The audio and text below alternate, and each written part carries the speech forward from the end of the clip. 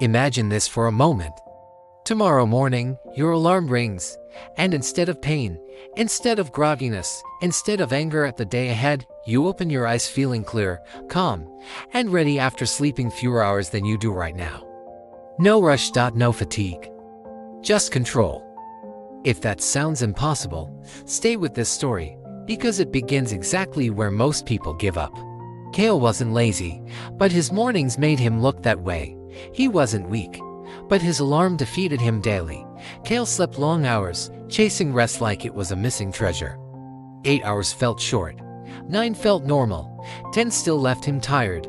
Every morning started with a bargain, just a little more, and every night ended with regret.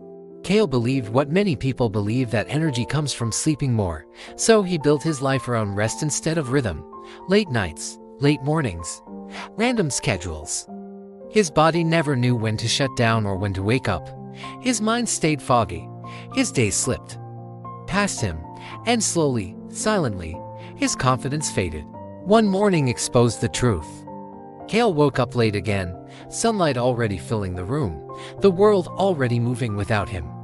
He sat on the edge of his bed, staring at the floor, and felt something heavier than tiredness, disappointment. Not in sleep, in himself. And a thought hit him hard: if my mornings are weak, my life will be weak. That thought refused to leave. Kale realized the problem was not how long he slept, but how poorly he lived around sleep. His nights were full of noise and screens. His days were full of unfinished tasks. Sleep had become an escape from a life without structure, not a recovery from effort. So, he made a decision that felt uncomfortable. He chose an early wake-up time and treated it like a non-negotiable meeting with his future. Not extreme, not heroic, consistent. He stopped asking, "How many hours can I get?"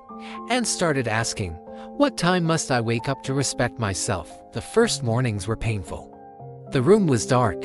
His body protested. His mind tried to convince him this was pointless. But Kale made one rule: no thinking in bed. The alarm rang, and his feet hit the floor before excuses could form. No snooze. No debate. Something unexpected happened in those early hours. The world was quiet. No messages. No demands. No pressure. For the first time, Kale wasn't chasing the day, he was ahead of it. He didn't rush into productivity. He breathed. He stretched. He sat in silence and watched the sky change. And in that stillness, his mind felt awake in a way long sleep never gave him. That's when Kale understood a powerful truth. Freshness doesn't come from more sleep, it comes from aligned waking. When your wake-up time has purpose, your body adjusts faster than you think. He began cleaning up his nights. No heavy meals late. No endless scrolling in bed.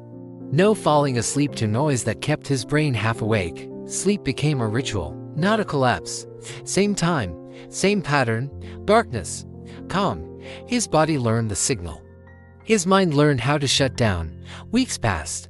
Kale slept fewer hours than before, but woke up lighter, sharper.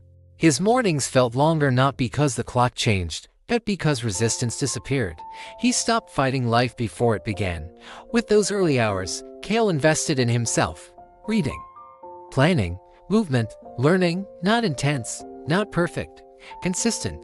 He stopped borrowing energy from caffeine and started creating energy from discipline. Quiet confidence replaced loud excuses. People noticed. "How do you wake up so early?" they asked. "Don't you get tired?" Kale smiled.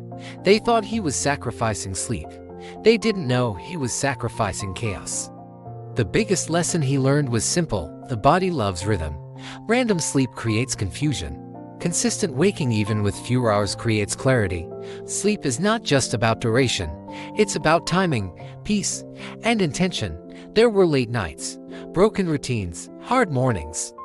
But Kale never quit on mornings again, because mornings changed who he believed he was. Waking up early was no longer about productivity, it was about identity.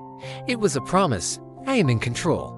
Months later, Kale stood in the same room where sleep once defeated him. Now, he felt different. He slept less. He lived more. His nights felt earned. His mornings felt fresh.